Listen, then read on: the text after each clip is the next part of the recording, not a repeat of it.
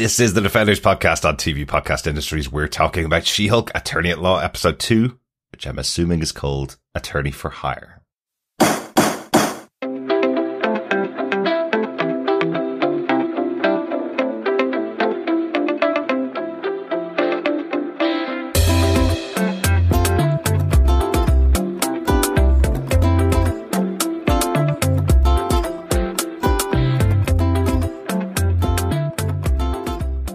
Welcome back, fellow defenders, to our discussions about She-Hulk, Attorney at Law. This time we're talking about episode 2, which is, I think, called Attorney for Hire. I'm one of your hosts, Derek. Strike that from the record, Your Honour.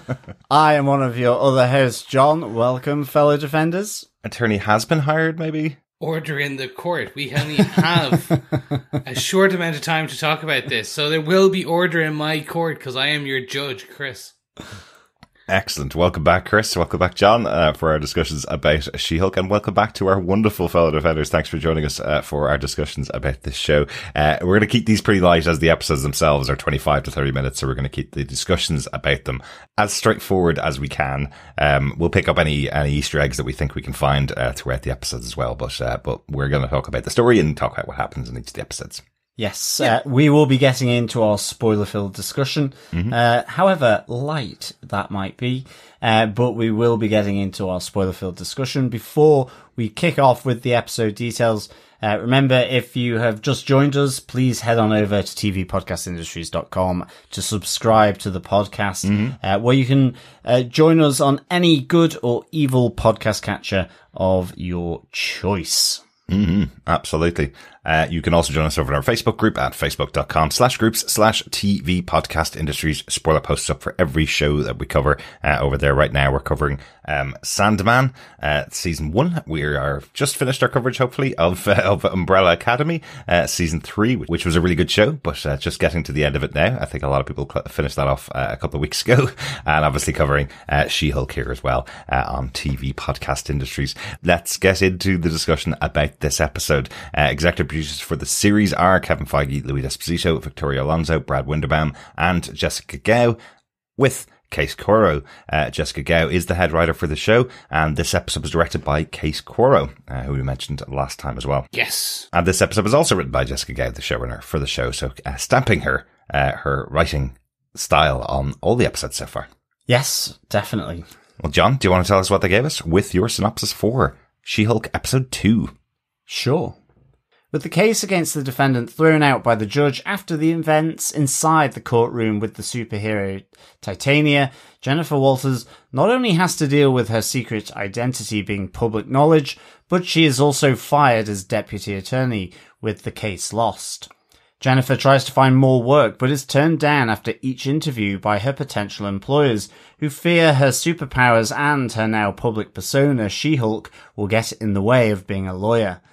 Even at the Walters family dinner, she can't escape the shame of losing her job or gossip of her alter ego as the She-Hulk from the uncle, auntie, and cousin. As Jennifer starts looking for alternative careers outside law and she reaches a low ebb, she's offered a glimmer of hope from an unlikely source, Holden Holliway, the senior partner of the law firm GKL and H, offers Jennifer a new position after he was impressed with the case she built against him before he declared a mistrial.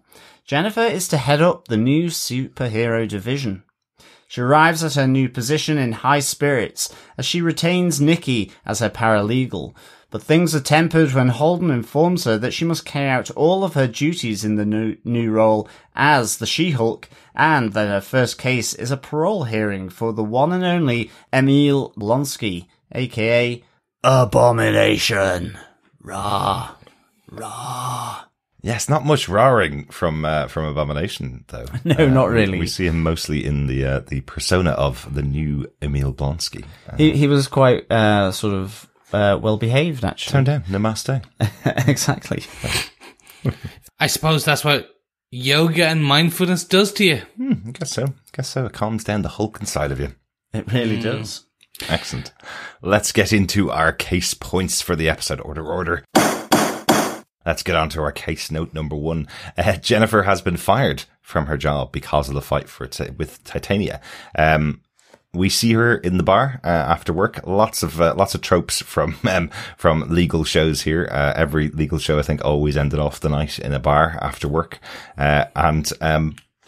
This one's no different, right? She goes over to her local bar, has to turn into She-Hulk because of the adoring fans inside, and then is approached by her boss, or the former district attorney, or the actual district attorney, telling her that she has to lose her job because of the distraction that is now being caused with She-Hulk. I do love that they have Ally McBeal playing in the background of this definitely. bar. Yes. I was like, I suppose if you're going to have a place called Legalese, it's gonna be kind of, it has to have Ally McBeal and Boston Legal just playing non-stop on loop in the background. Like, it's just the only way until the barmen can actually feel like they are lawyers themselves. But the only thing you would add to it is, I would make it a themed restaurant, and all the waiters and the barmen are dressed as barristers from the UK with the big long wigs and the robes. It would just bring it to a new, brings that touch of class, you know? They sort of announce themselves with a gavel on the table that they're serving. That's happy hour time. Yes. Very good. Yeah. This was great. As I say, loved the Ally McBeal being on the TV in the background. I just like that little reference back, because they're all chanting She-Hulk, She-Hulk, and Jennifer's just like, I can't even exist without being a derivative of the Hulk. Absolutely. And just constantly fighting against the name, which was kind of referenced with Smart Hulk in the previous episode, where he says that, I didn't come up with the name. You've just got to kind of run with it. Just roll with it. She's just like, it's such a stupid name. But yeah, I loved all this sort of after work, after school, drinking that she's doing, along with Nikki, her paralegal, who just seems like really chipper. And at this moment in her life, after, certainly later on in the episode, pretty much helps, Jennifer to sort of, organizes certainly her quite well. You can see why she, would want to bring her along. Yeah, absolutely. Everybody needs someone like Nikki in their life to organize them and get them focused on getting new work, right? Exactly. We have you, Derek. Apparently. Yeah. But, the bad news as well. I like the change after her effectively boss comes over and she changes back into Jennifer, but she has drank too much. Yes. Because whilst the Hulk may not barf after beer, certainly Jennifer has had very high potential to barf with the amount that she can drink as She-Hulk. At least misses the chair. It's really proper falling over. Yeah, it's quite difficult to this show. And, we mentioned how good the CGI is overall for the show, but it's quite difficult sometimes because that is a bit of a rule change, because last episode they said the Hulks are fine. They can drink as much as they want to, but there are moments when Jennifer is in Jennifer form when she probably should be in She-Hulk form, but it's absolutely fine. It is a bit of comedy to have, and the whole point really being that she's not supposed to be able to get drunk, whether unless she's in her human form knocking back drinks. She shouldn't actually be able to get drunk because they're all the same body effectively. So doesn't matter. It's still a funny joke. I like that she falls off the chair there. Yeah, but she had a hangover in episode 1 as well. She did, yeah, as Bruce would have if he had transformed back into Bruce. Yeah. I enjoyed this because it does actually set up a nice precedent of this kind of like, you saved people, but they're going to, like, the jury would have been biased towards you. And everyone's like, we can't have a crazy superhero celebrity working as a lawyer. And so it does set up a nice through line for this whole kind of this show. Yeah. Where it's like, it's not just going to be like, there's going to be slightly more than the gag a week kind of aspects. There's going to be like, this is kind of like, this is what would happen if you were suddenly thrust into this position. Yeah. I think that's it. It's, what does he say? You would just be a distraction or a liability for the DA office. And that's repeated, as we see her going for the numerous interviews as well, where it's, we want you focused on the job, not anything else kind of thing. So, and of course, at the moment with all the hype, like the chanting from the bar. So, it's a nice little touch, I think, to add in there. Yeah, absolutely. And of course, the thing that gets her fired gets her new job. She's not just able to be She-Hulk, she must be She-Hulk in her new role. So that's what do they say? It's a drawback for one company is a benefit to another, I guess. Yeah, that's exactly. And that's exactly why Holden Holliway wants Jennifer working for him as She-Hulk, number one, because, well, her defense obviously worked quite well. It was going to win the case, and then he squashed it because possibly the jury would be biased in her favor. But he was obviously quite impressed with her, regardless of whether she's She-Hulk or not, right? He wants to use that to their advantage as a law firm.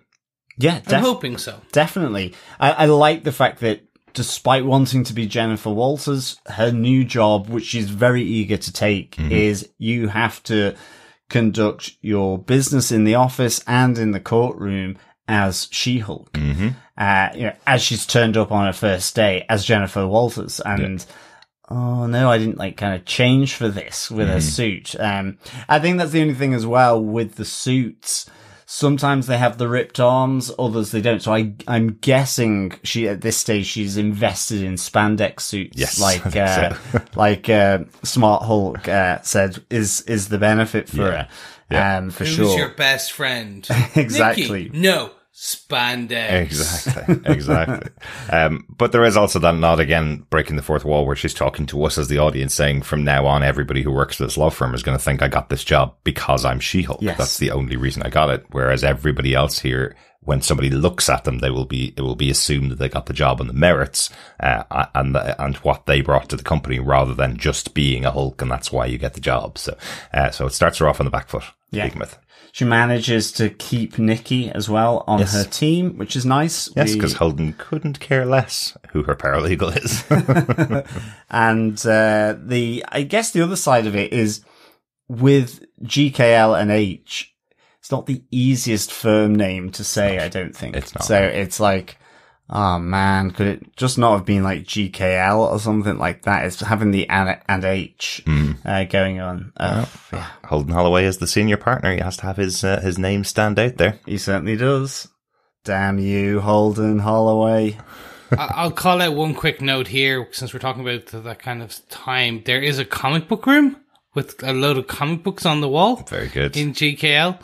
Very good. Yeah. Very good. Obviously, seeing if they can take some legal precedence from the adventures of their characters in comic books. We did hear that in the first episode, the first time really that we've heard mention of comic books in the MCU, when Jennifer was talking to Bruce, saying, "Did you just quote a comic book there?" So we haven't really we've heard of action figures of all the Avengers and all that kind of stuff in the past, but I don't think we've ever really seen comic books in the MCU before, or even heard mention of it in any of the shows or movies before. No, I don't. Not that I can remember. Although there has been a lot of cinematic and TV time now in the Marvel world, so there may have been at some point. Yeah. But of course, this felt quite direct about it, which I thought was interesting. But even when people were wondering how the details of Endgame and the Infinity War get out to the public, they said it was a podcast from Ant-Man rather than saying somebody dramatized it in a comic book. So they haven't even used that before as a way out of explaining how some of the information got out there. So you'd probably use that. So good job on the writers of She-Hulk for incorporating that now. So we have comic books in this world as well. Yeah. Confirmed.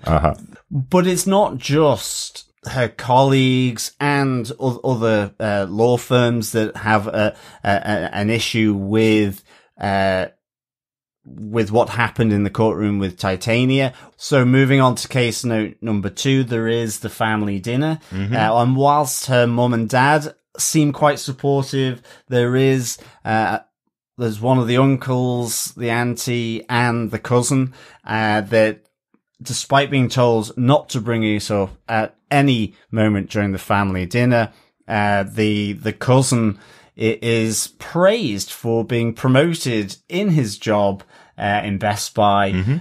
So yes, they're not particularly sensitive to the moment for Jennifer, I guess. Exactly. And I think sort of coming from that excruciating family dinner with the cousin and the auntie and uncle, you do get a really, even though her mum and dad are slightly kind of slightly oblivious to certain things that's happening with Jennifer. They do realize this isn't the first Hulk in the family. Mm-hmm. They've kind of, they give her some advice, and, they are trying to tell the cousins and the relatives not to discuss all this. But there's that really nice father-daughter moment as well down in the garage or in the basement, just, where he is really just trying to have that one-to-one to see, are you okay? Yeah. How's things going effectively? I really like that because he doesn't really get a word in edgewise, as Jennifer just explodes all of this information, all this stuff that's been going on with her in front of her, and he just kind of calms her down towards the end and says, I hope you're okay. Basically, it's all right. Bad things have happened. You're not the only Hulk in the family, and you didn't destroy a city. That's a big thing for her family to take on. So, interesting. I do want to know who her cousin is. Couldn't catch his name in the credits, but I want to know who it is because there's lots and lots of Hulks in the universe. It's not just Smart Hulk and She-Hulk. There's lots and lots of other various people who've been Hulks in this universe. So I'm intrigued to see if he'll also be another Hulk somewhere in the future. Maybe it could be the Hulks, a family affair. It could be. Could be like Dynasty, but Hulks with Hulks. Absolutely. You never know. Anything else in the family dinner? I just want to see more. It's just, there's always these annoying in-laws and families and cousins. So I really want to see that kind of another dinner where it's like, but look, I did this. I saved the president from an exploding plane. But your cousin won Employee of the Month. Yeah, exactly. Yeah.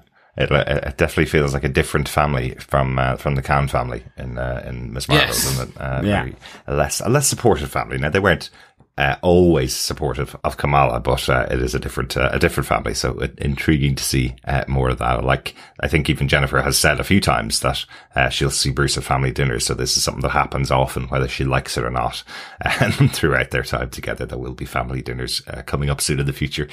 Good stuff. Let's go on to our final case now. Case note number 3: the new job and the new case for Jennifer Walters. Is there one other person in the world that you would want to defend less than Emil Blonsky from the Incredible Hulk movie? I wouldn't have thought so now. No. Which is kind of, I think what I really liked about this is, she's kind of really, well, I've got a conflict of interest here because he did try to kill my cousin, Bruce. I do like the fact that she, calls Bruce to effectively to tell him that she is going to take the job after she's gone to the Department of Damage Control prison, which seems a much more appropriate prison compared to the one where the clandestine were held in Miss Marvel. But you'd think you'd hope they'd use these kind of establishing shots for 2 different shows. So maybe Miss Marvel will get updated with these establishing shots. Possibly. But I really like that because Holliway says to her, well, are you not even going to just visit and interview the client? And, you've got till the end of the day, so she either takes it and has the job, or if she doesn't, well, then she doesn't have the job because there's no job for her. This is kind of like their big first case. The parole of Abomination, effectively. And I really liked that conversation between the two of them. Absolutely. Because I was there listening to Emil Blonsky, Tim Roth, love Tim Roth. Yeah, and, great actor. Just where he goes, I thought I was the hero. I was the one being employed by the government to take down someone who was damaging, rampaging, and all of this. And he feels wronged, in that sense, because he's the one that's, because he's the one that's ended up in prison, whereas Hulk is being fated and so on. And, but despite all of that, he has changed, spiritually, and he wants to live. I love this I just love the way Tim Roth sort of did it, sort of the way he was lounging in this, glass maximum security prison. I mean, Jennifer makes reference to the kind of Silence of the Lambs bit, is like, is he going to ask for a Chianti and some flava beans? And just like, but then seeing Tim Roth just kind of lounge there, sort of slouching in the seat, and starts talking about his 7 soulmates that he has met via the prison pen pal program. Great. I just really, really enjoyed, but I really like the angle, because I was like, I have to go and watch that movie again, because in some ways he's right. It's like, in a sense, it's that alternate take from the side of, for that movie, the antagonist. Now, whether he's genuine in all of this, in what he's saying, who knows? But Jennifer feels that he's sincere in what he's saying. Yeah, he was certainly thrown under the bus. I wouldn't recommend going back and seeing Incredible Hulk again. It's not that great a film. It really is not great. They tried to do something great with it. One of the big things was casting someone like Tim Roth, who is a very well respected actor. And I remember being surprised at his casting coming into this comic book movie. But unfortunately, it just didn't work in the end. It's not the greatest of movies, and was the last ever Hulk starring movie that we've seen. Because the rights for that are still over with Universal. So we can't actually get a full Hulk movie because of that movie. That's why we've been getting these kind of thirds being dedicated to Bruce to tell his story over the last 15 years, is because of that movie. So, but anyway, that's not the movie's fault, is it? You can still go back and check it out. There's some good moments in it, but the Battle of Harlem, where Abomination versus Hulk, let's say the CGI really doesn't stand up in that to where it is 15 years later. Oh no! Back to the CGI. Yes, sorry. I loved Emil Blonsky in this. I loved this whole section. This is the second time they've done some standout writing, some standout narrative choice, like just script monologue pieces. So last episode it was basically Jennifer talking about how she is always angry and she can control her anger and thing. And here we have Abomination saying, I thought I was the hero. And these are just fun little takes in a comedy show. Yeah. So it's just every now and again I'm just reminded, like, just great writing. It's just like, cool. I did not think about that. We did not think Abomination. And again, it's almost like revisionist history, because of course we've seen the film. Yeah. But that's the fun part of when you're able to do an over a decade worth of shows and films. You're able to kind of go, well, remember that thing? Well, this is my view on this, and then this was They did it with Dark World. They did it with Thor Ragnarok. I know they haven't done that yet, have they? Cool. Oh, okay. Moving swiftly on. But I did really like Tim Roth. Yeah, he's really good in here. Unfortunately, his transformation back into just Emil Blonsky, not Abomination, has had a terrible side effect. He keeps writing haikus as apologies to his victims. Oh dear. We do hear that even from Bruce on the call, when Bruce is saying, oh no, he wrote me a really nice letter along with a haiku to apologize. It was quite heartfelt. So, and that's, we also see in that where he's in the Sakaran ship heading into outer space. And then you get the nice little gag of Jennifer losing the signal as it blasts off out of orbit, which really, really but she does take the job after going to visit him. You know, she feels he's sincere enough. And again, it's almost doubled down by Bruce saying that as well. I wonder where he's going to. I wonder if he's going off to Secret Invasion or something. Could be. I do like he said it was so long ago he felt like a different man. Yes. Yeah, it was a nice little touch. Well done. And we do get the fourth wall break of Tatiana Maslany giving a nod and a wink to the screen, considering it was a different actor. Exactly. Yes. Exactly. Yeah. Good stuff. It was a fun one. I'd completely forgotten though that Emil Blonsky did not get the blood transfusion from Bruce. He was injected with the super soldier serum that created Captain America, and for some reason he turned into Abomination, a Hulk-like creature. I completely forgot that that's what it was that caused it, that it's a test, another test of the super soldier serum, not even connected to Hulk. It was a gamma-based version. There you go. He doesn't even mention that himself. He just says super soldier serum here. So, interesting that they, there's something there. I'm probably not going to go back and watch that movie again. I did watch it in all of our run-throughs of the MCU, but I'm not going to watch it another time to find out exactly what it was. So thanks, Chris. Yeah, well, I guess it's off. The Incredible Hulk is off the cards, fellow defenders. Certainly for myself. I might have to sneak it. But I think the other final bit of this, which is just good, Jennifer calls Holliway to let him know that she's going to take the case. As she does that, he's like, you might want to see the news, as there are images of Blonsky fighting in an underground fight club, which we saw in Shang-Chi, and having escaped from this high security prison. So maybe it is the same security prison as the clandestine. Maybe, yes. Just from Ms. Marvel that he could. But I thought this was interesting because I'm wondering, is that simply just efficient storytelling that on the day that she accepts the job, these images are released to make the parole hearing harder, or who has leaked the footage ultimately to the media in order to make her job harder for the parole hearing of Emil Blonsky. So I thought that was kind of a nice little sort of twist on her taking the job. It's like, oh, back to square one. Now I've got to deal with this. Yeah.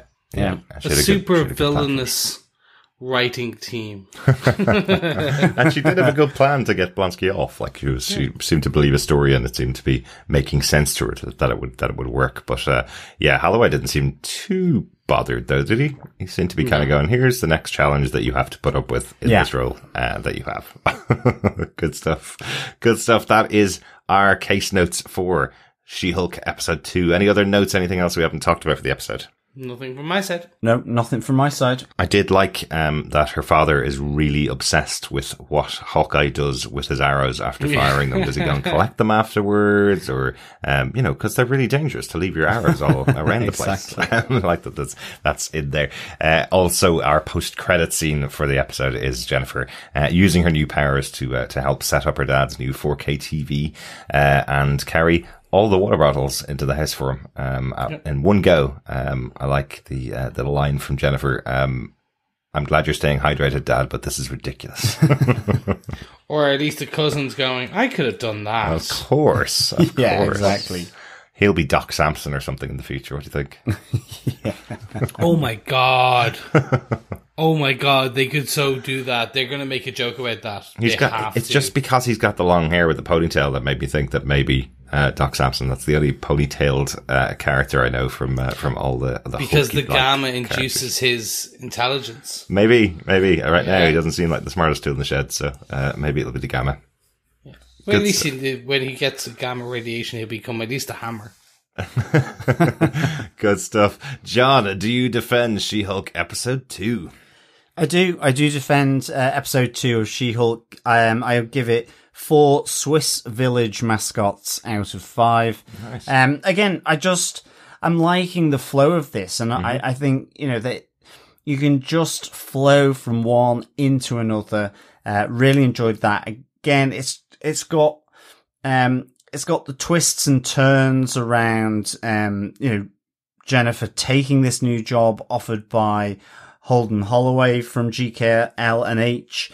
You've got Tim Roth on screen, so what's not to love there? You've got the little pressures coming in, of her being recognized and getting her monocle of the She-Hulk, even though she doesn't like it. So all of these different things I just really enjoyed, and just teeing up for her having to sort of, in a more difficult way now, represent Emil Blonsky at the parole hearing, now that he actually escaped from prison and was in an underground fight club. Absolutely. who was that magician in that TV footage? Will we see Wong? I'm hoping so. I'm guessing so. But yes. All really good. So, and if you do want to see more of Wong and Emil Blonsky, definitely go check out Shang-Chi again. Definitely. If you haven't seen it in a while. But just, even if you don't, just do it anyway. Just go watch it. It's great. Film. Yeah. So, and again, because of Wong with the Shang-Chi, I'm still thinking of that post-credit scene in Shang-Chi where you had Hulk along with Captain Marvel, trying to figure out the artifact that is the 10 rings. So again, maybe it's something to do with that and Bruce's trip into outer space as well, to get some information on that. So yeah, absolutely love this. 4 Swiss village mascots out of 5. Good stuff. How about yourself, Chris? Do you defend this episode of She-Hulk? Absolutely loved it. Yeah. Just, they're fun distractions. The comedy element is working for me.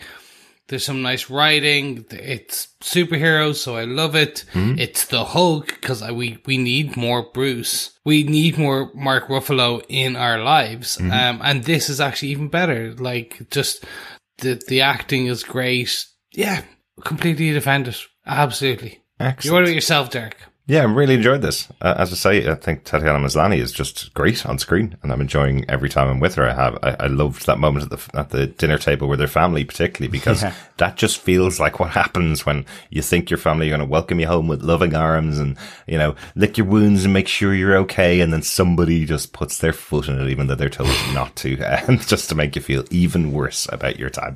I think that's a real funny family moment. But the fact that she's got a new job, and I like this idea of having a superhuman wing of the law firm dealing with all the superhuman stuff. I wonder, will we see the Sokovia Accords return at some point in these episodes, where she may have to defend somebody who's not signed up to them or has signed up to them?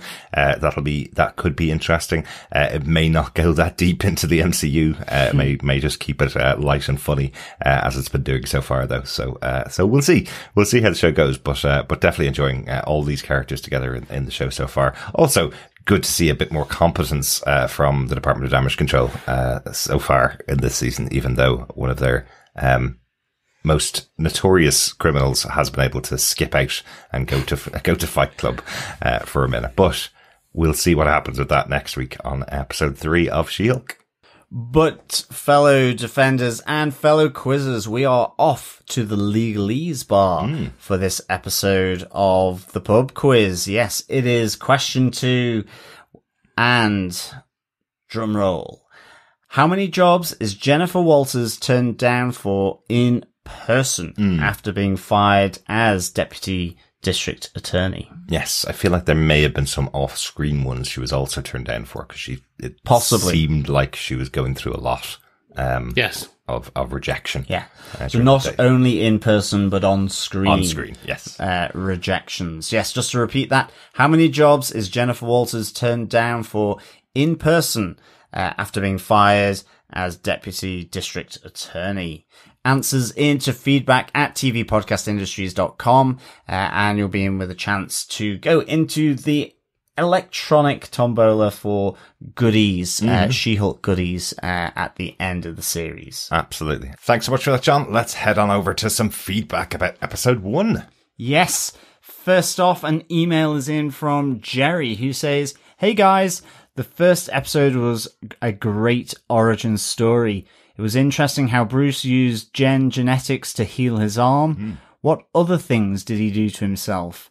The training and bantering between the two was fantastic. My only concern is, does this episode represent the series as a whole? I'll watch regardless, just because I'm a Marvel zombie. Steve Rogers' Virgin dialogue was hilarious. The Sakaran ship theory I have is Bruce has been visiting Sakaar during the blip because he has a son and has not returned since everyone came back. We will get this as an end credit, I suspect, at the end of the season. Your courtroom bailiff, Jerry in Niceville." Thanks so much, Jerry, and thanks for the theory there around Hulk's son. Yes. In Sakaar. Yes. Possibly, yes, son of Hulk Scar. is the name of the character in the comic books, part of World War Hulk, I think, and Planet Hulk. So you never know. Maybe that's a story that we'll see in a future episode. Yeah, definitely. Or at the end of the series, as you say, Jerry. And it's really good. Like, as you say, the Steve Rogers gag throughout this was really, really funny. And I suspect that this is an element of the show and the series represented here. So we hope you really keep watching it in zombie mode, but ultimately come out of zombie mode and really enjoy it. Yeah, exactly. Feedback, definitely. Yeah, definitely. So looking forward to your feedback, Jerry. And thanks for sending in your thoughts. Absolutely. We also have an email in from John Daniel who says, ever since Orphan Black, I knew I could watch Tatiana Maslany in practically anything. She is captivating, instantly charming and accessible as a human. As She-Hulk, she is all of the things and superpowered. I loved just about everything about this pilot. Sure, not every joke hit, but they never will. I laughed out loud and enjoyed the ride. Maybe the only clunky bit was Titania's entrance at the end. I endured the considerations about her outfit and shoes Jennifer made before hulking out for certain, but the interaction seemed shoehorned in. I'm sure we'll learn more about what's going on in the next episode, so I'm not really worried about my lone complaint. A definite high note for me was the ladies' room scene at the sports bar. The way that group of friends stumbling upon her came to Jennifer's aid was sincerely lovely and genuinely funny.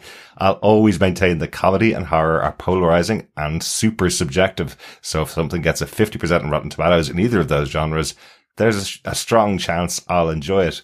After missing new episodes of Miss Marvel, this is a wonderful development. Can't wait for the rest of the season. Best, John from Chicago. Excellent. Thanks, John, for the feedback. Really glad that you enjoyed this first episode. And Tatiana Maslany in Orphan Black was just really, really good. And I think she pulls off both the humanity of Jennifer and She-Hulk really, really well. Mm-hmm, and I too like the ladies' rooms scene at the sports bar as well. Yeah, that was good fun. It was good fun. And as you can probably tell from our podcast, John, I know you've been a listener for a while. Comedy and horror do tend to polarize, even ourselves with the three of us who are all big fans of this stuff. Sometimes comedy hits with some of us and sometimes it doesn't. Happily though, She-Hulk has really hit for all three of us so far. Yes, definitely. Thanks again, John. Another email in from Coffee and Vodka who says, greetings, fellow Shatari scouted defenders. Decided to enjoy shows with a side of critique rather than the other way around. She-Hulk makes it easy. Fourth wall breaking on the first scene set a fun tone, followed by Tatiana and Mark looking like they had a lot of fun with this. Fun was the through line for the entire episode, and might be for the season, making me glad there's an online thesaurus. Even the fight was amusing. From the first scene to the last, as well as the mid-credit, it was pure entertaining jollification. Even enjoyed Jen's social commentary as to how she could control her anger. It was the perfect say to Captain Marvel's show. Cannot wait for the rest of the episodes, and already sorry there's only 6. Hope a season 2 is planned. 5 folded Fords, Richard reactions, and non-vaginal America's asses out of 5. Peace and take care. Coffee and Vodka. Thanks, Coffee and Vodka. It's a really fun show, and the whole stuff around Hulk and She-Hulk at his Mexican sort of beach getaway was, I just thought it was really, really good. And loving the word jollification, of Absolutely. course, as always. Putting the online thesaurus to use, John, you see? Yes, indeed. Excellent. Thanks, Coffee Vodka. Good to hear from you again. I'm glad you're enjoying She-Hulk. Matt Murdoch also has some thoughts on the music for She-Hulk. He says, firstly, hi all. Sorry I haven't been too active with feedback lately. Just a bit busy this summer with other things, plus getting ready for House of the Dragon and Lord of the Rings coverage, which is going on simultaneously. Here's just a brief one regarding a musical Easter egg in the show, and I promise I'll get around to breaking down the main theme appearing after the Eve song in the credits in the future. Hope all is well. Take care, from Matt. Here's Matt's audio thoughts about the music in She-Hulk. Hello, Derek, John, and Chris. Matt from across the pond here. Just watched the first episode of She-Hulk. What a fun episode that was. I'm really looking forward to watching this particular series. And as you guys know, I'm all about the music all the time. But I have to say that I do not know this Amy Doherty very well at all. I know that she's worked primarily as an orchestrator for Jeff Rousseau. She did orchestrations for his work on Star Trek Discovery, and something that might be of interest to you guys, I believe she was an orchestrator for him for the first season of Umbrella Academy as well. But I'm really not all that familiar with her work. I really enjoyed the theme that was played during the credits after the Eve song, and I think that that's the main theme. But I'm going to put that aside in the interest of time because I've already rambled so much, and I'm just going to focus on one little thing. And that was the scene where Jennifer wakes up, and she's at Bruce's bar, but she wakes up for the first time. Did you guys notice the Avengers theme being mixed in at the point where she was looking at the Iron Man helmet? It was just a snippet of the theme. It was just 3 notes. It was this.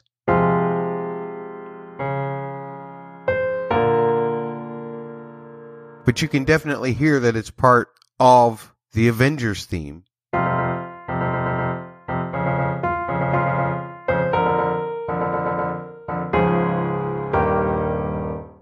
And that's one of the things that I absolutely love about Marvel and the way they're approaching the MCU, because they think about everything from a world-building place. It doesn't matter how many different composers are working on different projects. They all use each other's stuff to create a musical universe that interacts just like the characters interact. Anyway, that's all I got. I know that wasn't much, but really loved it. I'll try and get back to you with a little bit of a breakdown of the main theme in a future episode. Take care, guys. Thank you so much, Matt, for your musical comments this time. It really, really good. Yeah, I love that world building stuff as well, that they just feed into these different shows and the movies depending on the superhero in question. It's almost a bit like Howard Shore with Lord of the Rings, and that world building that his music did. And, you know, in fairness, as you say, that's another aspect to the Marvel shows is in creating this universe, is that they put in these different themes. So yeah, really, really enjoying that aspect. Yeah, absolutely. Really looking forward to seeing what Amy Doherty brings to the rest of the series. I definitely did notice that moment with the theme from Avengers, the Iron Man theme. It was really interesting. A couple of years ago, Empire Magazine, who have their podcast going for about 10 years now, were doing a roundup of Phase 1 of Marvel, and they were saying the one thing that's missing in Marvel is genuine themes that people could hum along to when they go into the cinema. It's amazing now when we're into Phase 4 of Marvel, how iconic each of the themes for each of the characters are, that you can really tell when it's the Captain America theme playing, or the Avengers theme, or the Iron Man theme. When each of those are playing, you know what they are and you know how they're connected to them. It's just repetition. It's when you're trying to think back on movies that you remember from your childhood, you remember those themes, but early on in the phases of Marvel, I suppose, you don't suddenly catch them. But all really iconic, and some great work from all the composers of Marvel. Great to hear your thoughts. Hopefully we'll hear some more from you, Matt, about the main theme for She-Hulk later on in the season. But for now, let's head on over to Facebook. If you want to leave any comments over on Facebook, head on over to our Facebook group at facebook.com/groups/TV Podcast Industries. We always put up spoiler posts for all the shows that we're covering. Let's kick off with Donald Dennis, who says, so much fun. Jennifer Walters is a great character, and Bruce's realization of his jealousy while trying to make a connection with her because she is excelling at coping with becoming a Hulk is pretty on point. He considered the Hulk a curse for so long, he really has trouble seeing her coming to terms so easily. To him, it seems like some kind of denial. It was great to not have to wait a whole season to see her Hulk out, and I'm glad the introduction training scene seems to be out of the way. Yeah, absolutely. Thanks, Donald. Yeah, I love that whole aspect of their time in Mexico, actually. Yeah. Along with all the other fun bits around it and the fight sequence, just this notion that she is coming to terms so much more easily than he is. I guess due to the way she got it through the dosing through the blood, maybe, rather than the excruciating pain and trauma of getting caught in gamma rays, effectively, I'm guessing. Yeah. Yeah. It feels easier in that sense, you know? Well, absolutely. But again, her point is he tried to deal with it by saying he was angry all the time. Yeah. She's saying, I can manage my anger. I'm a woman. This is the kind of stuff I have to put up with all the time, basically. Interestingly, again, I found out this week that from an interview with the creator of the show that these scenes, this creation moment effectively was supposed to be in about episode 6 of this 9-episode series, and they actually brought it forward. So that line right in the opening of the episode where Tatiana Maslany looks at the camera and says, you wouldn't be able to focus on our fun lawyer show until you found out how my origin story, effectively, that is a reference to the fact that they pulled those scenes from later on in the series into the first episode. Excellent. Yeah. Good stuff. Thanks, Donald. Also, Richard Blaze says, I thought it was a great first episode and can't wait to see how this all plays out now. Did anyone else expect Hulk to go full out Hulk when they were fighting rather than staying as Smart Hulk? Worst name ever, by the way. Professor Hulk was so much better. Excellent stuff. Thanks, Richard. Yeah, I kind of feel as though full Hulk has been suppressed enough by Bruce Banner now and Smart Hulk that I guess there would have to be something really, really affecting or traumatic happening to the Hulk for him to sort of lose all that progress. I'm guessing, but that was effectively the storyline from Ragnarok. Basically, was why he was being this full-on Hulk. So he's gotten over that. He's taken some time and he's chilling out as Smart Hulk. But the name given to him by the fans in between Infinity War and Endgame has stuck, I guess, and that's the joke. Definitely. Right? Thanks, Richard. Also, Victor Von Doom says, "Greetings, fellow defenders. I absolutely loved this episode. I've been a fan of Mark and Tatiana's work outside of the MCU for years. They made a great pairing. I laughed through the whole episode. The soundtrack was a nice mix. Eve and Sweetie really rocked it. What issue does Sakaar have with Smart Hulk? Could they have a beef over the events of Thor Ragnarok? What is Titania's problem? Perhaps she will calm down when she meets Molecule Man. I am looking forward to more laughs next week. Excelsior, Victor Von Doom." Thank you so much, Victor.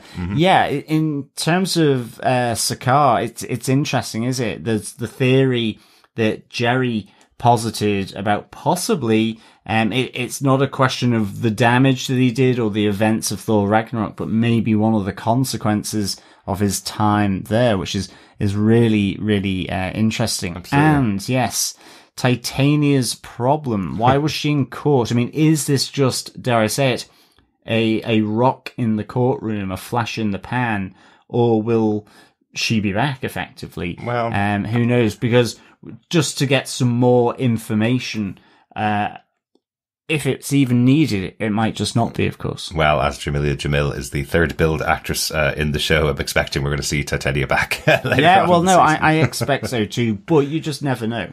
Absolutely. But great stuff, and thanks for the thoughts, Victor. Thanks, Victor. Joe Herbert says, "We enjoyed this. It's interesting to see how split people are on it, including people who have seen screeners for the first 4 episodes, which in this case is less than half the season. Someone noted that it may have worked better to have the final courtroom scene early in the episode, then have Jen say she needs to explain her origin and start the flashbacks. That makes some sense, especially given how abrupt that courtroom scene is. The villain appears out of nowhere and is quickly dispatched. There will be an explanation for that, Joe." We have also seen the first 4 episodes of the show, and I'm not going to spoil anything, of course, but this is a comedy show without doubt. There's some very silly but very funny moments, and they keep the comedy pretty well up throughout the season. So different expectations for a half-hour comedy, I'd say, than an hour-long drama for me, and it's really been keeping it up. So hopefully you keep on the ride, Joe. It sounds like you enjoyed it anyway. Yeah, good stuff, Joe. Thanks so much. Heather Wallace says, "That was fun. I'm looking forward to seeing where this is going. We get the answer about why Bruce was human at the end of Shang-Chi, and even a secret about Steve Rogers. It's a good twist that Jen can control her shifts from Hulk to human because she's so used to controlling her anger just to live in the world." Exactly. Yeah. Thanks, Heather. Thanks, Heather. Ronaldo says, really enjoyed this episode. The CGI was mostly so impressive and exceeded what was shown in the trailers. There was a couple of shots, though, that were less quality, but I guess it's always going to be so hard to do an episode where the two protagonists are CGI. Story-wise and intro-wise, seeing Jen on screen was very, very fun. With the origin out of the way, can't wait to see her in full flight. And I gotta say, Tatiana Maslany, immediately likable. I totally agree with you, Ronaldo. She's so good on screen. I'm so glad she's getting more exposure, because a lot of people didn't see her in Orphan Black. So I'm so glad seeing her in the Marvel universe now. We're going to see lots more of her, hopefully, throughout the season. Yeah, thanks, Ronaldo. Hope you enjoy this season. And yeah, like yourself, I thought the CGI was really good. Mm-hmm. Maybe just a few shots, and actually it was weirdly to do with palm trees. That's right. Yeah, I just thought it kind of fell down there, but. Yeah.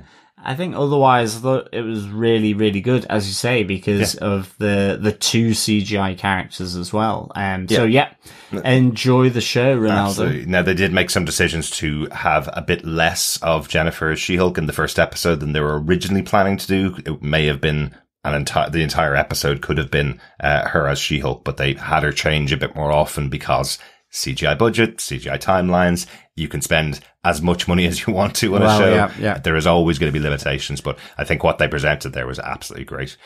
Good stuff. Thanks, Ray. Yeah.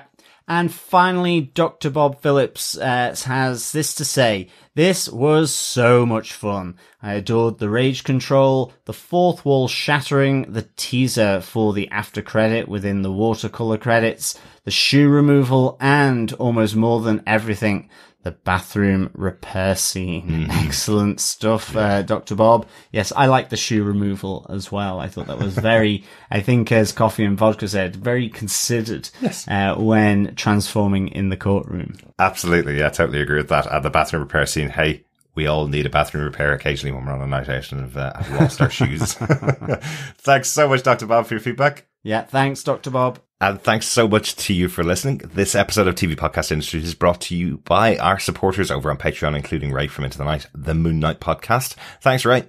Yes, big thanks, Ray, for the support.